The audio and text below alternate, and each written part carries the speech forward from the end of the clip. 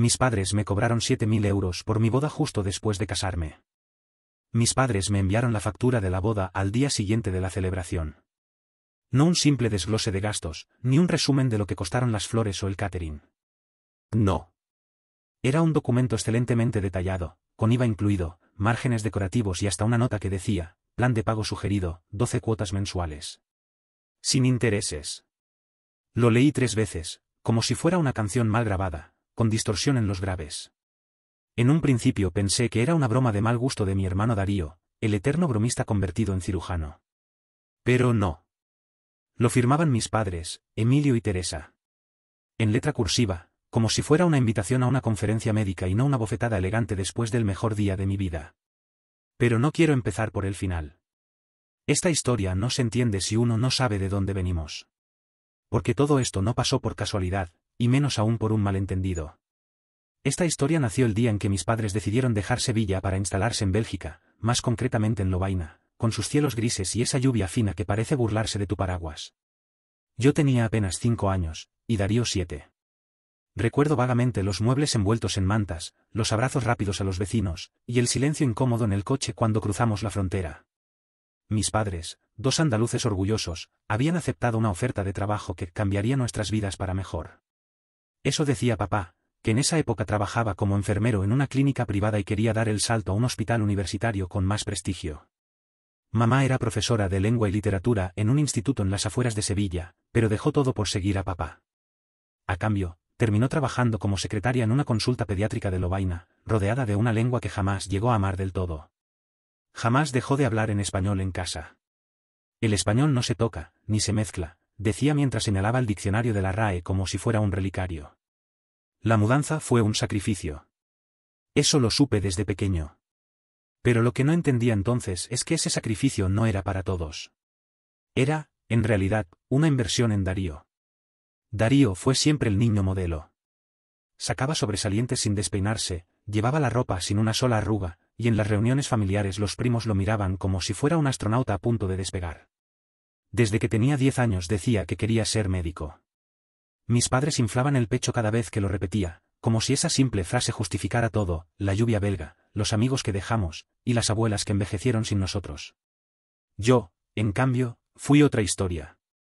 De pequeño, me inventaba idiomas con los que hablaba solo en el jardín. Me enamoré del piano cuando tenía 9 años, y a los 11 empecé a componer mis propias canciones. No tocaba partituras, tocaba emociones. Y eso, para mis padres, era poesía barata. Eso está bien como pasatiempo, Leo, pero no como futuro, decía papá mientras limpiaba sus gafas con una toalla de hospital. Me llamo León, por cierto. León con tilde. Aunque en Bélgica se empeñaban en llamarme León como si fuera un personaje de cómic francés. A mis 22 años sigo firmando con la tilde bien puesta. Es mi forma de decir que no renuncio. Pero volvamos a la historia. Conocí a Sol cuando tenía 19. Fue en un concierto de jazz experimental en Bruselas, al que ninguno de los dos quería ir. Ella acompañaba a una amiga, yo cubría el evento para una revista universitaria que ya ni existe. No hubo fuegos artificiales ni miradas cinematográficas. Solo una conversación sobre Nick Cave y el olor horrible de los baños del local. Pero desde aquella noche no nos separamos más. 3 años después, decidimos casarnos. La idea fue bien recibida por nuestros padres, al menos en apariencia. Los de Sol, Ramón y Mireia, catalanes con alma hippie y libreros de profesión, nos abrazaron como si acabáramos de anunciar que íbamos a adoptar un bosque. Nos ofrecieron pagar la mitad de la boda y ayudarnos con los trámites administrativos. Lo importante es que estéis felices, hijos, nos dijeron en su casa llena de libros apilados por colores. Mis padres también se mostraron contentos al principio. Mamá incluso lloró. Mi León ya se nos casa, dijo tocándome la cara como si tuviera todavía 8 años. Papá sentía en silencio, con una copa de vino en la mano y los ojos puestos en un cuadro de la sala, como si la noticia le diera vértigo. Fue entonces cuando propusieron poner la mitad del dinero, es decir, 7.000 euros. La boda, modesta pero cuidada, iba a costar unos 14.000 en total. Nada extravagante, pero sí con detalles bonitos, una finca rústica cerca de Namur, una banda de música en vivo, no podía ser de otra manera, flores silvestres y un menú sin pretensiones. Nosotros no podíamos pagar mucho. Vivimos en un estudio de 35 metros cuadrados y compartimos lavadora con 3 vecinos. Yo doy clases particulares de piano y Sol trabaja en una librería de segunda mano. No sobra nada, pero tampoco nos falta lo esencial. La celebración fue hermosa. No perfecta, que lo es, pero auténtica. Sol y yo bailamos hasta quedarnos sin aliento, y mis amigos músicos improvisaron un concierto que terminó con lágrimas y abrazos. Papá incluso sonrió. Mamá cantó. Y Darío, el brillante Darío, me abrazó fuerte, con una copa en la mano, y dijo: te deseo lo mejor, hermanito. Aunque nunca entendí tu mundo, siempre te admiré por no traicionarlo. Me conmovió. No lo vi venir. Pensé que, tal vez, todo estaba cambiando. Pero la mañana siguiente, cuando abrí el correo, todo ese espejismo se vino abajo. Ahí estaba, el archivo adjunto, con el asunto boda, detalles financieros. Firmado por Emilio y Teresa. Desglosado por categorías: alquiler del lugar, música, flores, catering, fotógrafo, vestimenta, invitaciones. Todo. Hasta el transporte de los abuelos. Y al final, una cifra: 7.002,45 €. A pagar en 12 cuotas. Con una nota que decía: entendemos que es mucho, pero creemos que es importante que aprendas a responsabilizarte de tus decisiones. Y ahí supe que no se trataba de dinero. Era una declaración. Pasé más de una hora mirando esa factura. Primero creí que era una señal de agotamiento. El día anterior había sido largo, hermoso, desbordante. Tal vez mi mente, todavía envuelta en los ecos de los abrazos y las risas, me estaba jugando una mala pasada. Cerré el correo, lo volví a abrir. Volví a leer cada línea como quien examina una carta de tarot. Pero no había error, ni metáfora, ni juego oculto. Era real. Frío, calculado, impersonal. Una factura con la que mis padres pretendían cobrarme por mi propia boda. No la suya. No la de Darío. La mía. Recorrí cada ítem como quien busca una herida que ya conoce pero no recuerda dónde está. Decoración floral, 1.150 €. Fotografía, 1.320 €. Transporte abuelos, 210 €. La cantidad final no me molestaba tanto como la forma. El gesto. El hecho de que no me lo hubieran dicho antes, que no me lo hubieran mencionado ni siquiera con una sonrisa torcida, como aviso o amenaza. Lo hicieron después. Al día siguiente.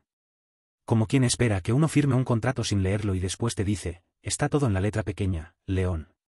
Volví a pensar en el brindis de la noche anterior. El abrazo de mamá. La mirada orgullosa de papá cuando Sol y yo abrimos el baile. Todo eso, ahora, se me antojaba falso. ¿Habían estado calculando cuánto costaba cada uno de esos gestos? ¿Habían tomado nota mental mientras aplaudían, mientras reían, mientras hablaban con mis amigos y hacían chistes sobre lo artístico de nuestra lección musical?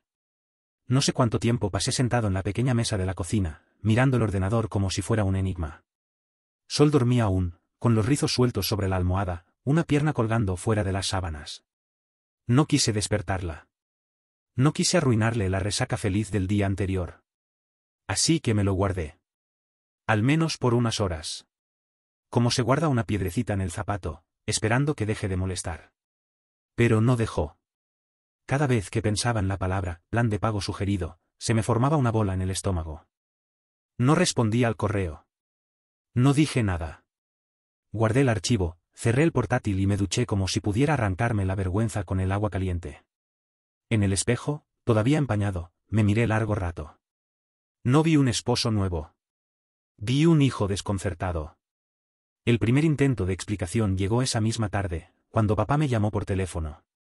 No respondió al mensaje que yo le envié, un simple: he recibido vuestro correo, sino que llamó directamente. Con su voz de siempre, serena, paternal, casi profesional. Me dijo que no lo tomara a mal, que no era una ofensa ni una crítica. Es solo una cuestión de principios, dijo. Creemos que es bueno que los hijos entiendan el valor real de las cosas. Lo dijo como quien recita una receta. Como si lo hubiera practicado frente al espejo. Y luego agregó una frase que me taladró el pecho: no estamos haciendo esto por el dinero, León. Es por ti. Colgué sin decir gran cosa. No grité. No discutí. Ni siquiera dije que estaba en desacuerdo. Solo asentí, como un actor cansado en una obra que ya no entiende. Y luego me senté en el borde de la cama y le conté a Sol. sus ojos se agrandaron con esa mezcla de rabia y desconcierto que tanto conozco. Me abrazó en silencio.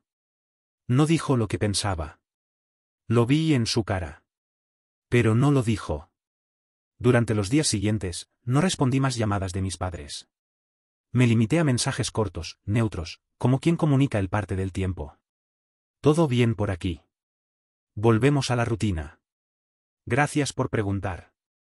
Ellos tampoco insistieron demasiado. Parecían conformes con esa distancia tibia, como si hubieran previsto que la reacción sería así. Como si supieran que me lo tragaría durante un tiempo antes de estallar. Mientras tanto, el recuerdo de la boda se me envenenaba poco a poco. Los detalles que antes me hacían sonreír, ahora me pinchaban.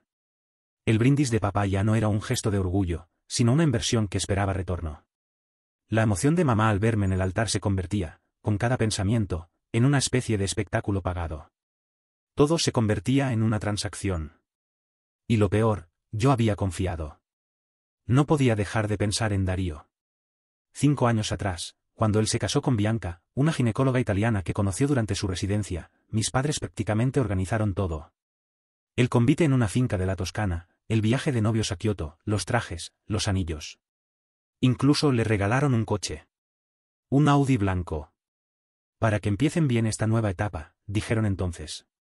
Yo tenía 17 años y aún creía que todo eso era normal, que así eran las cosas cuando uno se casaba. Darío se lo merecía, pensaba yo.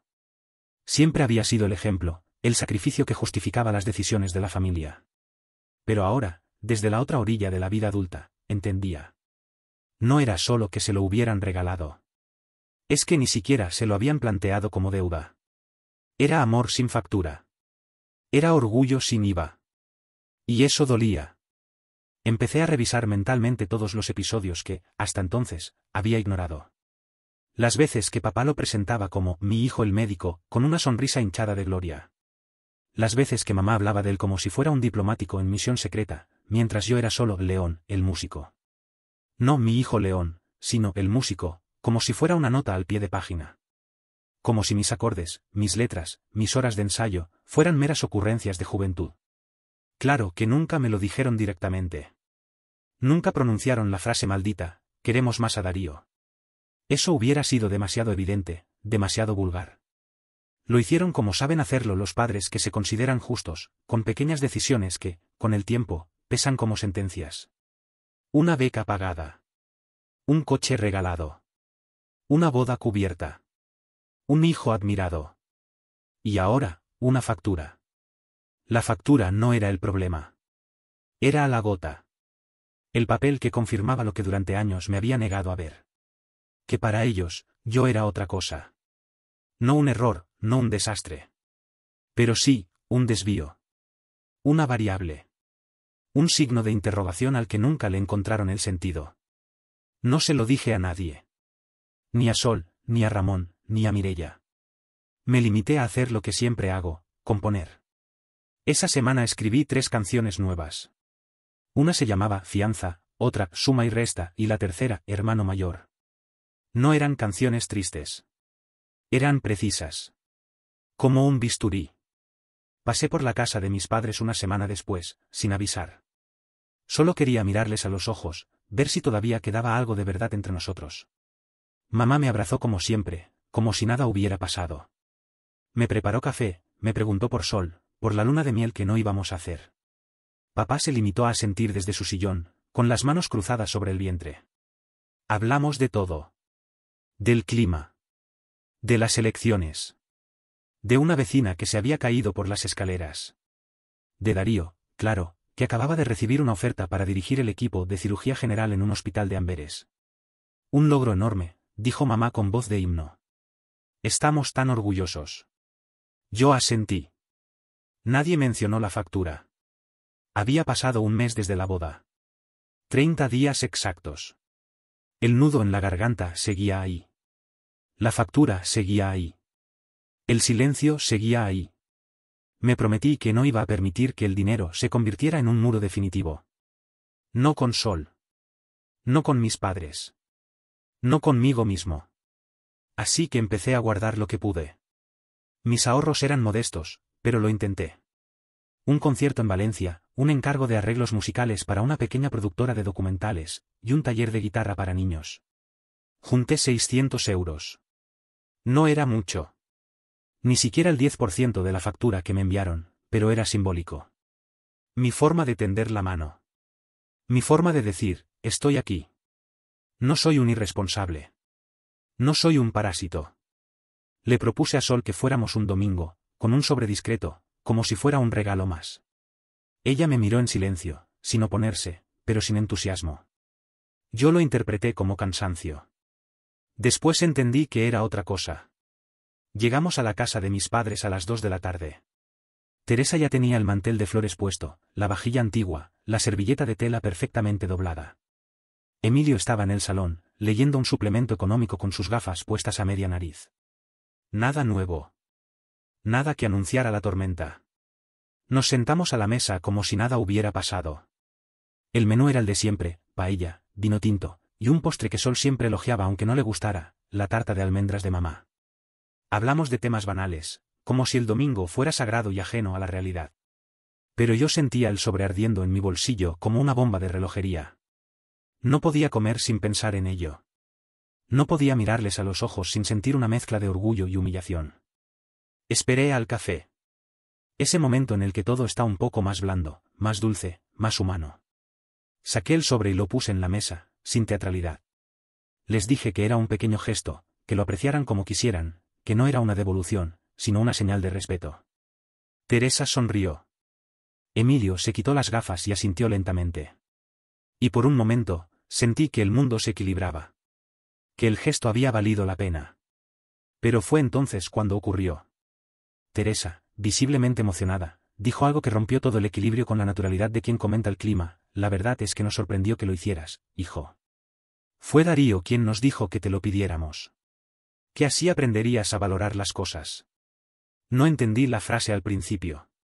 O mejor dicho, no quise entenderla. Pero el veneno ya estaba en el aire. La miré. Luego miré a Emilio. Ambos parecían no notar el derrumbe que acababan de provocar. Como si hubieran soltado una bomba sin saberlo. Como si Darío fuera una especie de consejero familiar omnipresente, y no mi hermano. Como si fuera normal que un hijo aconseje a sus padres cobrarle a su hermano menor por casarse. No dije nada en ese instante. Me limité a tragar saliva, a beber un sorbo de café para disolver la rabia. Sol me apretó la pierna por debajo de la mesa, como quien sostiene una represa a punto de reventar. Y funcionó. Por unos minutos. Después, en el coche, exploté. Le conté todo. Le dije que ya no podía más. Que llevaba años sintiéndome el hijo de segunda. Que la factura no era una sorpresa, sino una confirmación. Que Darío había sido siempre el preferido, el ideal, el modelo, el espejo en el que me obligaban a mirar aunque no me reconociera en él. Que yo no era médico, ni brillante, ni pragmático, pero que había sido leal. Leal a mi pasión, a mis errores, a mis decisiones. Y que aún así, no era suficiente. Sol me escuchó sin interrumpir. Me dejó sacar todo. Las veces que me sentí excluido de las conversaciones, de las celebraciones. Las veces que mis logros eran vistos como rarezas, como caprichos. Y lo peor, las veces que fingí no notarlo para no convertirme en el resentido de la familia. Esa noche no dormí. Volví a leer el correo de la factura, esta vez como un arqueólogo que encuentra pistas. Volví a mirar los mensajes de Darío en el grupo familiar. Enhorabuena a León y Sol, había escrito el día de la boda. Nada más. Ni una llamada. Ni un abrazo. Ni una palabra de afecto sincero. Y aún así, había sido él quien sugirió que mis padres me cobraran mi propio matrimonio.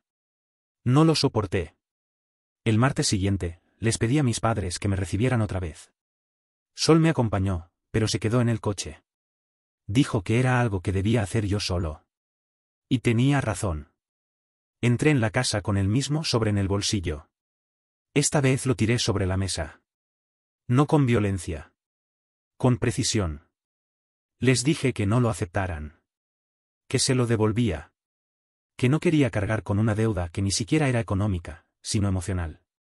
Que había pasado toda mi vida pagando cuotas invisibles, y que ya era suficiente. Teresa intentó explicarse. Dijo que no era una deuda, sino una enseñanza. Que Darío solo quería lo mejor para mí. Que ellos habían pensado que así me harían más fuerte. Emilio repitió la palabra principios como si fuera un mantra. Como si los principios justificaran todo. Y entonces dije lo que llevaba años callando. Que Darío nunca tuvo que pagar nada. Que todo le fue dado sin condiciones. Que cada paso suyo fue celebrado como un triunfo colectivo, mientras los míos eran observados con sospecha. Que yo no era un hijo menor. Era un hijo lateral. Un hijo que amaban a ratos. Un músico que toleraban, pero al que no admiraban. La cara de Teresa se quebró en 1000 fragmentos. Emilio se quedó inmóvil, como si no supiera cómo enfrentarse a una verdad tan directa. No gritamos. No hubo escándalo. Solo silencio. Un silencio que dolía más que cualquier discusión. Un silencio lleno de ecos. Cuando salí de la casa, Sol me abrazó sin decir nada. No hacía falta. Yo había dicho lo que tenía que decir. Por fin.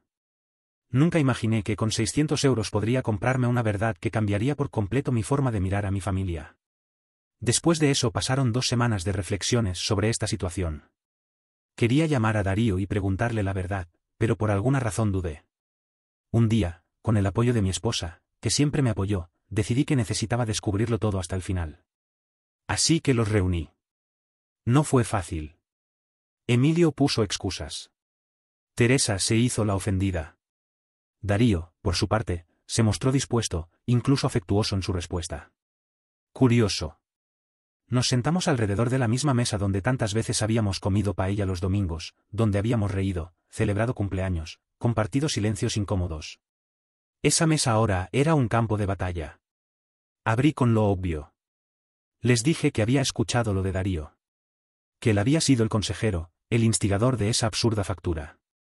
Emilio negó con la cabeza inmediatamente, sin siquiera mirar a su hijo. Teresa, en cambio, bajó la mirada. Y entonces Darío habló. Con una calma que me pareció ofensiva. Yo nunca les dije que te cobraran nada, León. Lo juro. Ellos dijeron que necesitaban ese dinero, que no podían darte más porque ya te habían ayudado demasiado.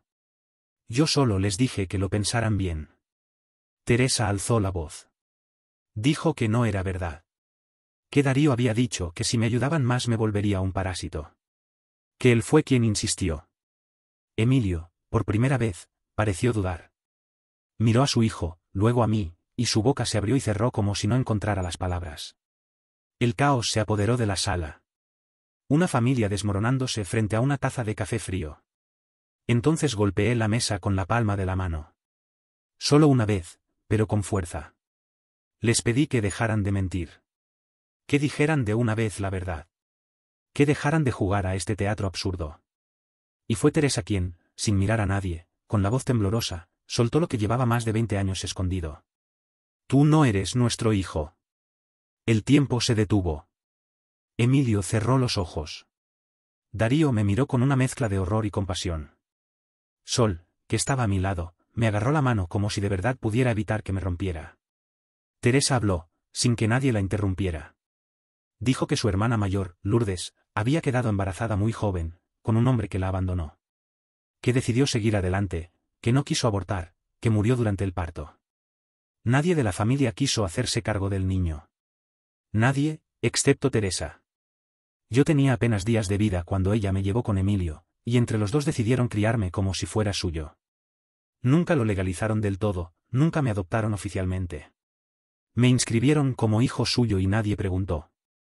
No queríamos que acabaras en un orfanato, dijo Teresa, como si eso lo justificara todo. La sangre me hervía. Las piezas encajaban. Las miradas. El trato desigual. Las comparaciones. Darío, el hijo perfecto, el biológico, el deseado. Yo, el favor, la caridad, la mancha silenciosa que jamás debía reclamar nada más que lo básico. Le pregunté si Darío sabía. Él asintió, lento. Dijo que lo había descubierto hace unos años, por accidente, rebuscando papeles médicos. Que no quiso decirme nada porque no era su historia que contar. Pero nunca cambió su actitud. Nunca me trató como un hermano. Solo como una presencia con la que debía compartir la misma mesa. Nadie pidió perdón. Emilio se limitó a decir que ellos habían hecho lo mejor que pudieron. Que me dieron techo, comida, educación. Que eso era suficiente. Que no debían nada. Yo me levanté. Los miré uno por uno, y no dije nada más. Porque había algo que me dolía aún más que la mentira. Después de aquella última cena en casa de mis padres o de las personas que creí toda mi vida que lo eran, no hubo un grito más, ni una llamada, ni un nuevo intento de explicación. Como si todos hubiéramos cruzado un umbral del que no se regresa. Durante días viví como si caminara sobre una cuerda floja, sin mirar hacia abajo, repitiéndome que, si no pensaba demasiado, tal vez lograría avanzar. Pero no era verdad. El suelo estaba cada vez más cerca y yo ya sentía el vértigo. Sol, en silencio, tomó las riendas. Guardó nuestras cosas, apagó el contestador, empacó 2 maletas pequeñas y reservó un viaje al sur de Italia. Me lo dijo sin imposiciones. Nos hace falta respirar, fue todo lo que dijo. Y por primera vez en semanas, no discutí. No analicé. No pensé. Asentí. Porque tenía razón. Porque si me quedaba un día más encerrado entre esas paredes donde todo había perdido sentido, me iba a pudrir por dentro. Llegamos a Nápoles una tarde nublada, con olor a mar y a motor viejo. Era abril, pero la ciudad ya empezaba a llenarse de turistas y motocicletas que rozaban los límites de la física. Al principio no pude desconectar del todo. Seguía revisando compulsivamente el móvil, temiendo una nueva carta, un mensaje de Teresa, una llamada de Emilio, incluso un gesto de Darío que intentara maquillar lo irreparable. Pero nada llegó. El silencio fue absoluto. Y en cierta forma, eso me dolió aún más. Sol me llevó a la costa amalfitana como quien guía a un enfermo hacia su cura. Caminamos por pueblos colgados de acantilados, comimos pescado fresco junto a viejos que hablaban en dialectos imposibles, nos sentamos en playas de piedra donde nadie nos conocía. Y aunque el dolor no se fue, cambió de forma. Se hizo más suave. Más respirable. Como una cicatriz reciente que al menos ya no supura. Una tarde, en una terraza de Positano, vi a un niño pequeño jugando con su madre. Reía como si la vida no tuviera ninguna arista, como si el mundo no pudiera jamás romperse. Me quedé observándolo largo rato. Me pregunté si mi madre biológica me habría mirado así alguna vez. Si supo que iba a morir durante el parto. Si me pensó por última vez cuando sentía que se apagaba. No tengo respuestas. No las tendré nunca. Y supongo que eso es lo que más duele, la parte de mi historia que ya nadie podrá contarme. Sol me abrazó esa noche sin decir nada. Solo me sostuvo. Y comprendí que, aunque había perdido un pasado, todavía tenía un presente. Y quizás, si tenía suerte, incluso un futuro. El último día del viaje lo pasamos en una pequeña cabaña en Ravello. El cielo se abrió finalmente y el mar, desde allá arriba, parecía una pintura líquida que se derramaba sobre el horizonte. Tocamos canciones suaves en una guitarra prestada por el dueño del hospedaje. Canciones sin letra. Sin estructura. Solo acordes flotando entre nosotros. Y ahora estamos de regreso. De vuelta en casa. La ciudad no ha cambiado, pero yo ya no soy el mismo. Aún no he decidido qué haré con todo lo que sé. No he vuelto a contactar a Teresa ni a Emilio. Tampoco a Darío. He pensado en enviar una carta, una que no explique nada, solo exprese, pero no sé si tiene sentido. No sé si quiero un cierre o si ya lo tuve. Lo cierto es que nada de lo que ellos digan podrá cambiar lo esencial, que fui criado por personas que nunca me vieron como un hijo, que me compararon toda la vida con alguien a quien sí consideraron suyo, que me midieron con reglas que nunca comprendí. Y ahora te hablo a ti, que has llegado conmigo hasta aquí. Dime, ¿qué harías tú? ¿Buscarías justicia? ¿Reclamarías una explicación? ¿Romperías todo vínculo y seguirías como si nada? ¿Volverías a abrir la puerta para intentar, al menos, una despedida digna? ¿O dejarías todo así, enterrado bajo las piedras del pasado, para no remover más dolor? No lo sé. Lo único que sé es que ahora soy yo quien decide. Por primera vez. Y que, al menos, eso es mío.